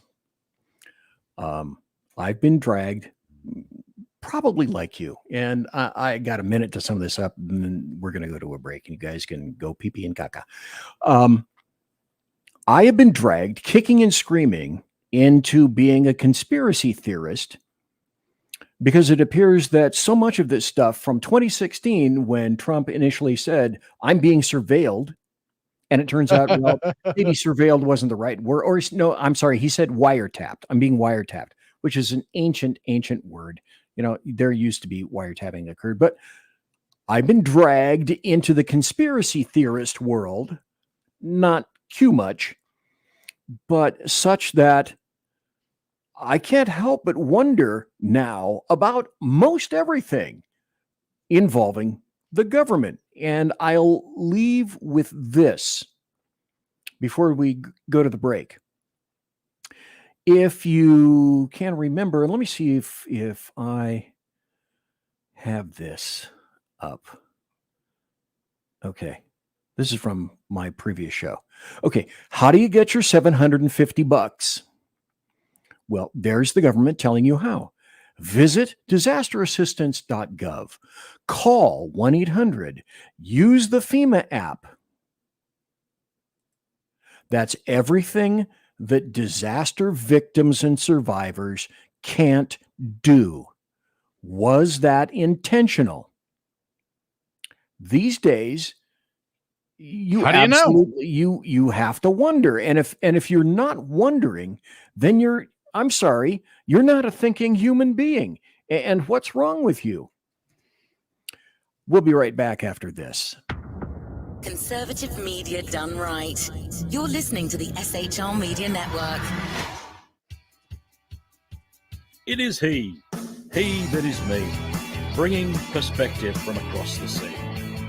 Join me, Jack Alexander, 4 days a week for the Jack Alexander Experiment podcast, as I take a unique outsider's look at the news and issues affecting life and liberty here in the USA. I'll show you what the mainstream media refuses to. Politics, border security, defense, healthcare, travel, nothing is off limits. Catch the Jack Alexander Experiment podcast each Monday to Thursday on Facebook, YouTube, and everywhere good podcasts can be found. Also, check out the website, www.jackalexanderexperiment.com. Come listen to the Bloviating Zeppelin's Berserk Bobcat Saloon Radio Show, Tuesday and Thursday nights at 11 p.m. Eastern, 8 p.m. Pacific, for the best in late-night conservatarian wireless talk radio at shrmedia.com. Raised as a free-range child with dirt and freedom, BZ is broadcasting behind enemy lines in occupied California. Jump into our plush, sumptuous, palatial, and resplendent chat room at shrmedia.com. Now, with 18% more umbrage and 20% more bulbosity than previous shows, and with delicious Liberty additives. Remember, BZ realizes that with great beard comes great responsibility. No chinchillas were harmed, embarrassed, or the focus of any sarcasm whatsoever in the making of this ad. It's your business diva here, Melanie Collette. I am inviting you to a front row seat as I discuss some of the most intriguing details of wealth and finance with today's movers and shakers in the world of business. Listen in and discover financial truths on a global, domestic, and household scale. Uncover topics that will impact your wallet today and in the future. Money Talk with Melanie airs Monday through Friday, 5 p.m. East, 2 p.m. West, right here on SHR Media and High Plains Pundit Talk Radio. You can't afford to miss it. After 6 years covering terror and corruption, the Unpleasant Blind Guy is making a change. I'm Dave Milner. Join me on Spreaker and YouTube through SHR Media and on the Western Free Radio Network as I team up with Jeff Mitchell, host of the English Defense League radio show on blogtalkradio.com. Check show pages for airtimes. It's the Unpleasant Blind Guy. On ADL Radio. There's no surrender, ever. Because truth is not always pleasant. Conservative media done right. You're listening to the SHR Media Network. And I'm back. We're back. You're back. Baby got back. That's me. I'm BZ. And welcome. Thank you for watching the show tonight. I greatly appreciate it. SHR is changing. We're going through a whole bunch of changes, and they're not bad changes. And I see what's going through your brain right there. We're not transitioning. Come on, stop that. Stop it. Don't even go there. Well, one thing before I continue, I want to tell you this. Folks, this is BZ's final hour. Step up. Last call for alcohol. Truer statements were never stated. And I'm here tonight with Sackhead Sean, head of the stage. There he is. And I should also point out that if you go to shrmedia.com, where's my hat? Damn it. Where's my hat? You were not prepared. You go to shrmedia.com. You can get some great swag at shrmedia.com. And I'm going to show you some of the swag that you can get. This is my hat, BZ Saloon. Hey, we might have these for offerings in the not too terribly distant future for the swag. And here's, you can get an SHR Media button. Lovely. Wish I could show that better. And here is a Reaver of Common Sense button. You can kind of see that. And then over here we have an Edge of Liberty button, which is Sackhead Sean's. I think I heard of that show. Yeah. And then, yeah, dang it, I just can't. Then I have a BZ's Berserk Bobcat Saloon radio show. I have a button right here. And so if you go to shrmedia.com, you can buy swag there. Not like I'm shop promoted or anything, but yeah, I'm trying to promote it. So I'm BZ on the left, and that's Sackhead Sean on the right. Yes. And we're going to continue with the show. And as per normal, Sackhead Sean said, comma, you moron, you're not going to get to just but a trifle of the articles and issues and topics that you want to get to today. But I wanted to have you weigh in on this. This is a relatively I never called you a moron yet. No, I did. For me. Okay. See, this is me putting words in your mouth. Because it's my show and I get to do that. This just came out, this story, 3 days ago. Vaccine exemptions are rising, or exemptions, I'm sorry. Vaccine exemptions are rising among kindergartners, CDC reports. Doctors share concerns as growing number of children start school without vaccinations. Some of that is, I do not know much about that. I received, when I was a kid, oh God, this is the 50s. Okay. So if this doesn't date me, I don't know what does. We got maybe 3 or 4 vaccinations. Now, Sean, correct me if I'm wrong. The vaccinations that kids are getting are not just 5 or 6 or 10. It's beyond that. Aren't they getting somewhere in the neighborhood of 15? I've lost count. 20. I'll tell you right now, 30. When I went into the service, I think I got less vaccinations than kids are getting now. It's a lot. It is a lot. And you know, there's some, it's funny because I've read a ton of different things about this, and I've even had a retired doctor tell me this.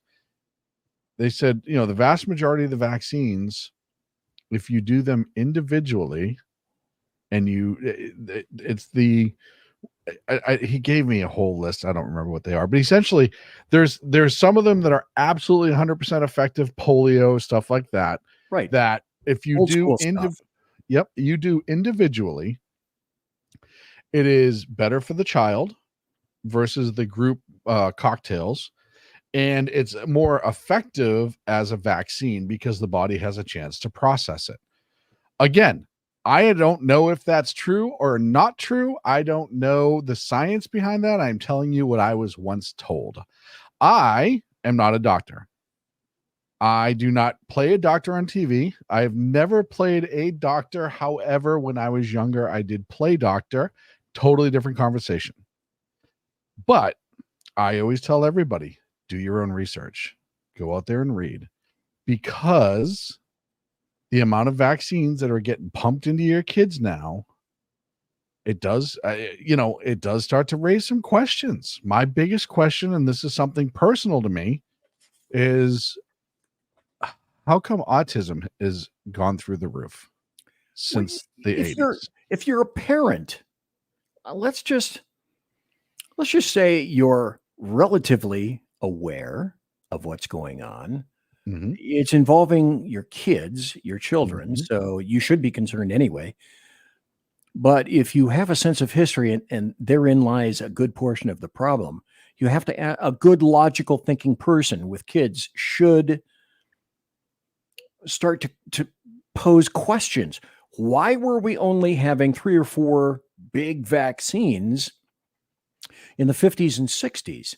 And now, between then and now, and I should have gotten an article on the break to show how many vaccines are being given to your children. It's a staggering amount.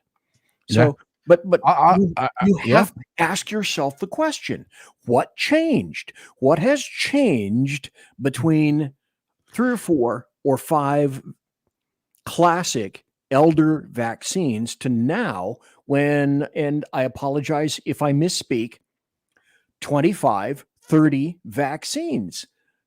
What the hell happened? But moreover, why? Well, and all the latest vaccines, or a lot of the newer vaccines, are coming out of mRNA, right? And the research that's done, and you have states, governments, federal governments in other countries like Slovakia, who's mulling banning all mRNA vaccines because of the side effects.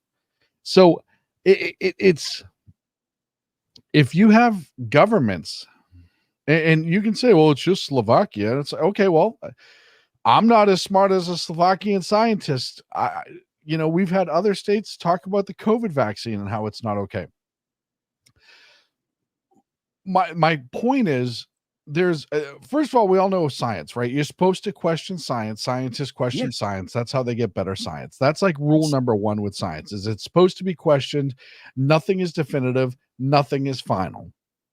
To include medicine, it's part of science. That's how you get new stuff that is potentially better than the stuff you have. However, one of the things that I have seen that has really bothered me lately is how many things in the science world gets pushed because of what's to the profit that comes from it. Money or an agenda. Exactly. Yeah. Wait. And I'll tell you, that is scary to me. That is scary to me. And I do have another clip. I'm sorry, I didn't mean to cut you off, but before we leave in 18 minutes, I want to play for you from the interview tonight with Kamala doing the town hall on Univision. Hit it. Oh, now? You got it? If you got it set up. All right, because if you don't have it set up, I got something else that I'm going to do. No, I'm ready to roll. I just didn't want to interrupt you. Roll it, but baby. I thought this was... You crazy little bint. You can't write that stuff. I'm telling you. You can say it. I just joked about it earlier. She can't do an interview without throwing that in. And this guy was asking, and I don't know if you saw the graphic at the very beginning. He's asking a legit question. He's a Navy veteran who is waiting 2 years for a surgery. What are you going to do to fix it? Legit question to a presidential candidate. And she hits him with, I grew up in the middle class. Sure, that's NIH worthy or Canadian worthy. By the way, everybody knows why there are so many hospitals in the United States up near the Canadian border, right? You guys understand? You got that concept? Yes, maybe so, kind of. And okay, confirm for me, because it's confirm for me, Sackhead Sean. That was tonight, right? 2 hours ago. Okay. And she's still using, I was born a poor black child. Yes. She's still trotting out that trope by which she has been massively ridiculed for over a week, possibly 2 now. That continues. Well, and it's, it goes back to them telling the same lie over and over again about Charlottesville, right? She and Project thinks 2025. They think it plays no matter what. And look, you had what's his name, Mark Halperin today on with Sean Spicer, and he was like, and they had it was a setup I hadn't seen before. They had like 30 voters on the chat. Like it was a live stream, and they did a chat, and all the voters were could like tell if they were believing something or not believing something, whatever. But essentially, Mark Halperin said, hey, all 3 of us here, there was another poll watcher and Sean Spicer, who's been in politics his whole life, who are hearing that there's panic going on inside of the Harris campaign because numbers, internal polling don't look good. And all of those people were like, nope, we don't believe you. Cool. And that's they were all Democrats. They were all Harris supporters. And Carville is a nut. Don't listen to Carville. Yeah. He doesn't say anything proper. He's old. He's ancient. He's decrepit. Doesn't know what he's talking about. He doesn't know. Yeah. You don't want to listen to that guy. He doesn't have any history. He doesn't have the requisite training, experience, education to be able to weigh in on politics. I mean, nope. What a goober. Yep. Don't Carville's listen to a any of those people goober. around you. Forget it. Just keep pulling the Navin R. Johnson and telling everybody that you grew up in a middle-class family, which, by the way, she always says I was born to a middle-class family to my mother. And it's like, first of all, I think it's wonderful that you can I think it's wonderful you can identify that there is a such thing as a mother. Thank you. That suggests that there is a father and a mother and a father. So you're locking yourself into the whole fact that there's two genders. Cool. Let's keep going. Where's daddy? Well, we all know where daddy isn't. Daddy isn't involved because daddy was a Marxist professor. Yeah, he were. Who taught economics in Berkeley. That's why she never talks about daddy. She never talks about the years that she spent in the mansion in Ontario, Canada, growing up with her family. No, in the nice, rich neighborhood. Yes, where she was not middle class. No.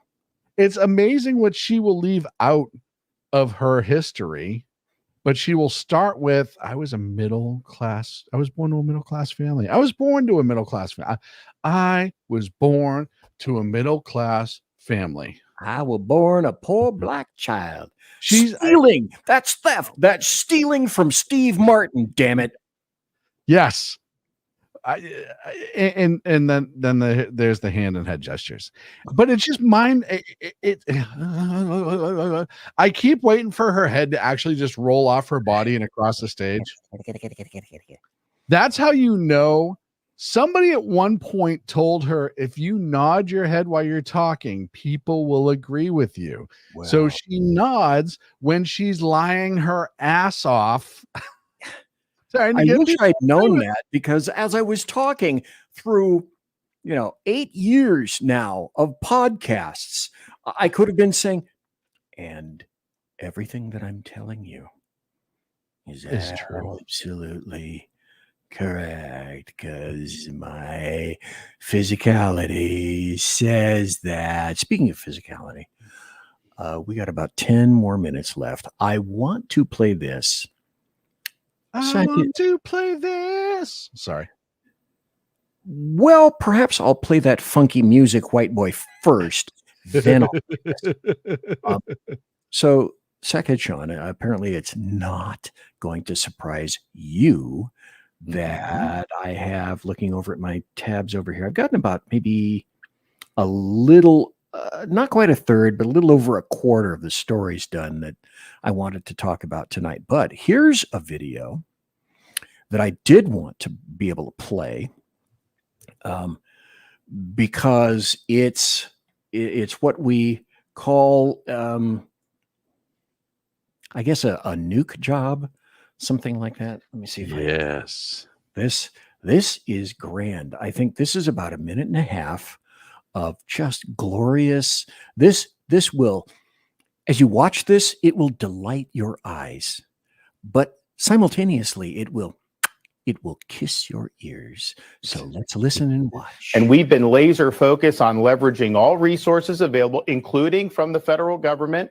And I've been in touch with both FEMA and the president, as well as marshaling all our state agencies and working to support our local communities. And so for Kamala Harris to try to say that my sole focus on the people of Florida is somehow selfish is delusional. She has no role in this. In fact, she's been vice president for 3.5 years. I've dealt with a number of storms under this administration. She has never contributed anything to any of these efforts. And so what I think is selfish is her trying to blunder into this. No. And here's the thing. She has no role. No, she has no role in this process.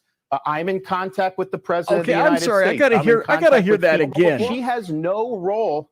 No, she has no role in this process. And once more, for those of you who just tuned in, she has no role. No, she has no role in this process. I'm in contact with the President of the United States. I'm in contact with FEMA director. I'm obviously managing all our state agencies. We're supporting all our local government. And I will say this, I've had storms under both President Trump and President Biden, and I've worked well with both of them. She's the first one who's trying to politicize the storm, and she's doing that just because of her campaign. She's trying to get some type of an edge. She knows she's doing poorly, and so she's playing these political games. I don't have time for political games. I've got people whose lives are on the line. I've got people whose homes and their possessions are on the line, and we are focused 100% on that mission. I'm not worried about playing her political games. And so she is being selfish by trying to blunder into this when we're working just fine. Okay, say what you will about Ron DeSantis's presidential campaign. And it became lengthy and convoluted. And yes, he did throw his hat in the ring for president. Now, whether he comes back, I don't know.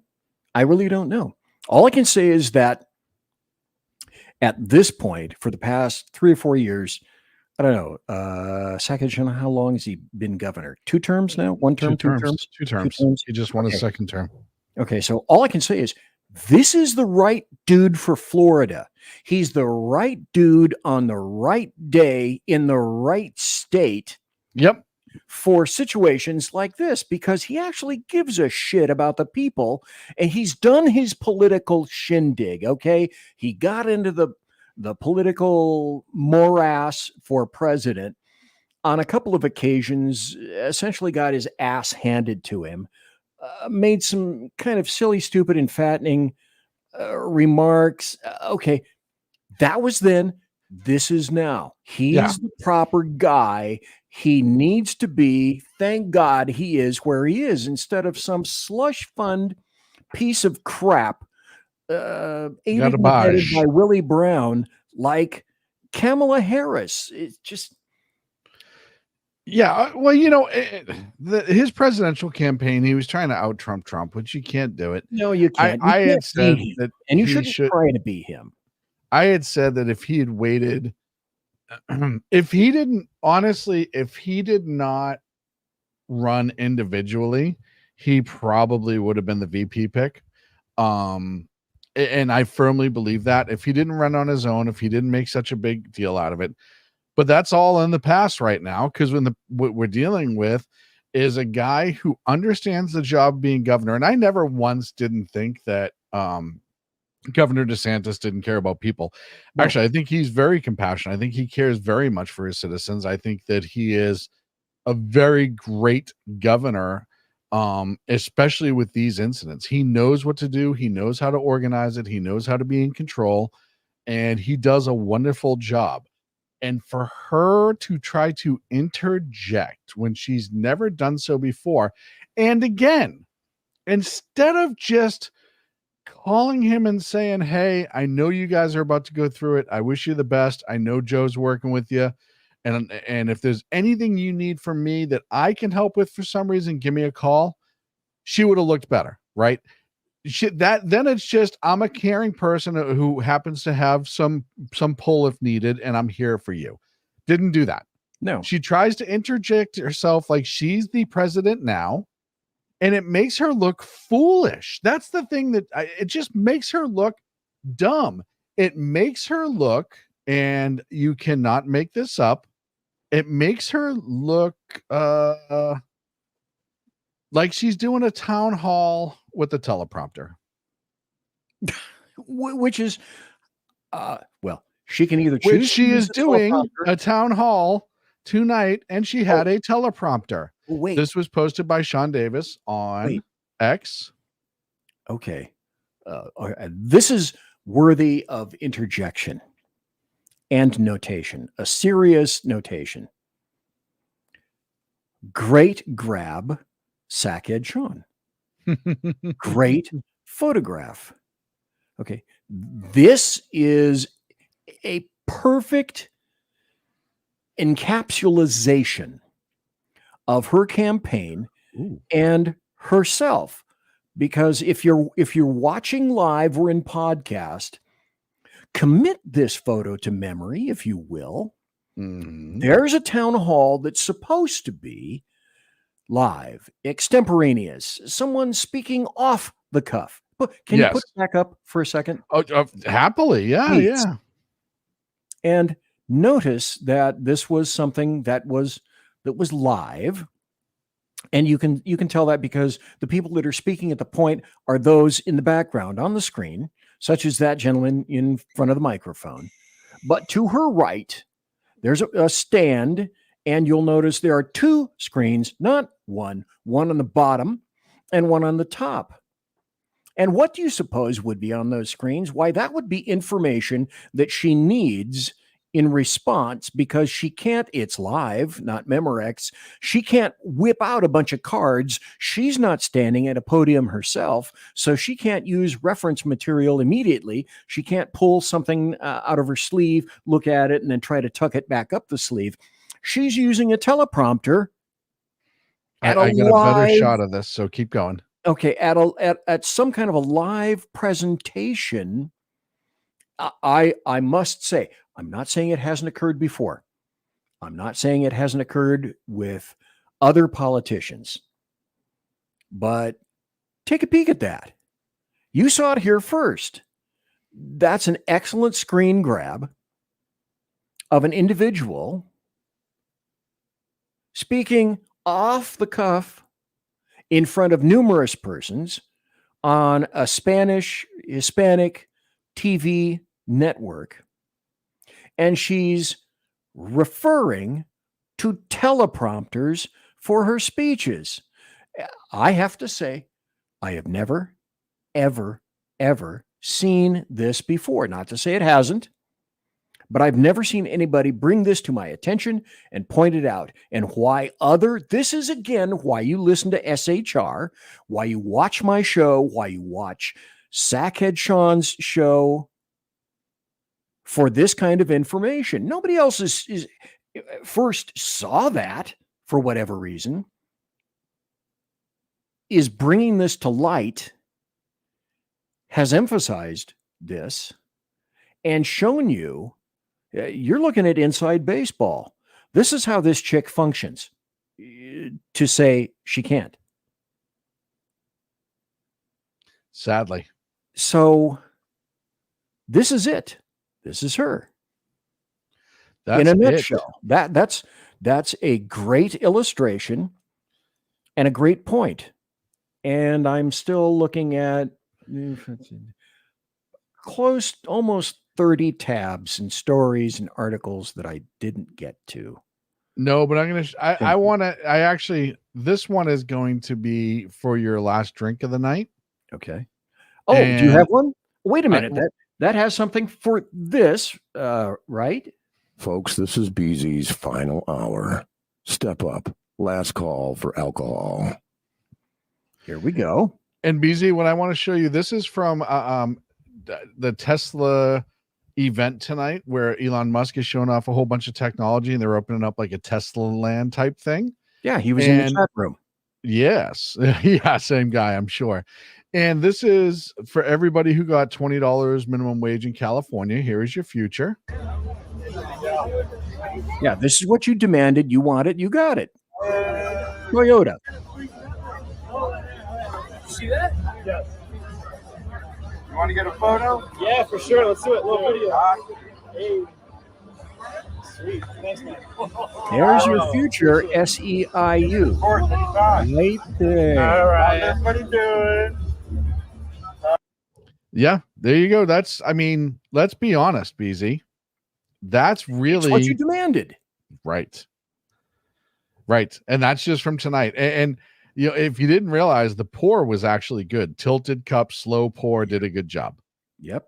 No foam, and very, very little foam. He out about 25 of these tonight for different things. No pool, no pets, ain't got no cigarettes. Yep. Absolutely. That's the way it rolls.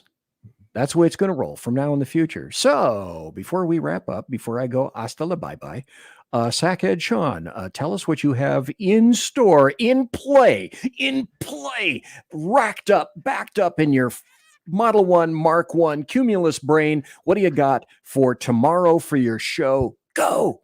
Tomorrow, 12 Pacific, 3 Eastern. It's the Edge of Liberty right here on the SHR Media Network. Also simulcast on the KLRN Radio Network. I will be your host. I will walk through this week's stories, the top stories, any breaking news. We're still waiting for the Israel response to Iran. We have a bunch of politics. I will probably cover more of Kamala's event tonight. And it's Friday. The end of every Friday show, I've been passing along one of my favorite drink cocktails or something close to my drink cocktail that I enjoy making. Can you reveal what it is? Or is that Never. too much Bigfooting? Never. Okay. Never. But it's getting into fall. And I tell everyone on my show too, I enjoy my bourbon straight. You know that. But I also like my cocktails. Every once in a while, I like to mix something up and just for difference, just for something different. So we're getting into fall. There's a whole bunch of great fall cocktails that you can do with bourbon. And I have a couple lined up. I want to see which one's going to make the list tomorrow. Poops and giggles. You're doing it just for poops and giggles. And you can follow me at the number 2. You can't say shit and giggles.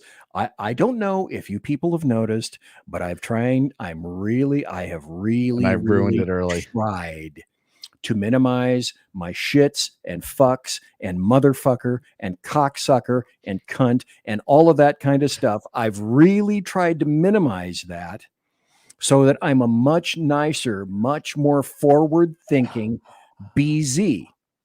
At least you waited till overtime. That's the nice thing about this show is you don't hear those kinds of words anymore because I am really in the process trying to clean up my act. Isn't that At least you waited for overtime. That's right. It is overtime. Okay. You can follow me on X at the number 2 Against Tyranny. Sackhead Sean. 2 Against Tyranny. Sackhead Sean. Perhaps it's time now for something maybe similar to this. Let's see if the producer can play it.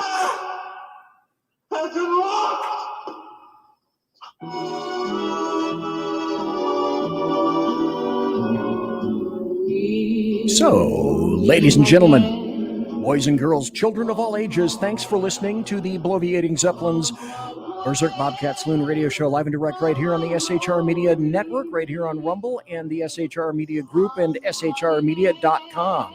If you want to contact me, you'll find me at the SHR Media Facebook page and newly revised Twitter at BZ's Saloon. No spaces, no underbar, just one live bar.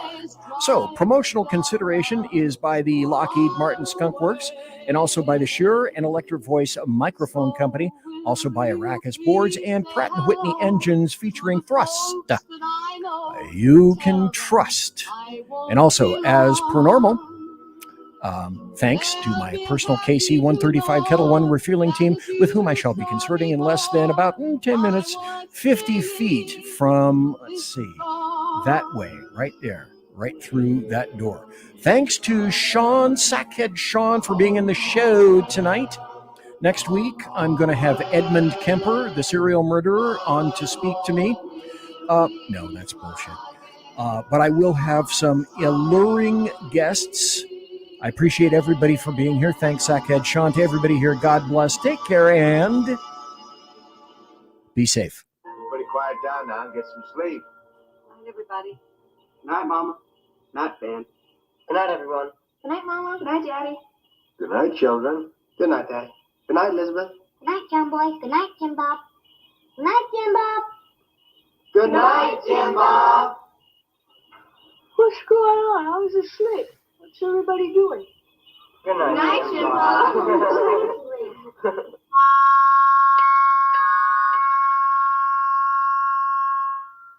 Good night and good luck.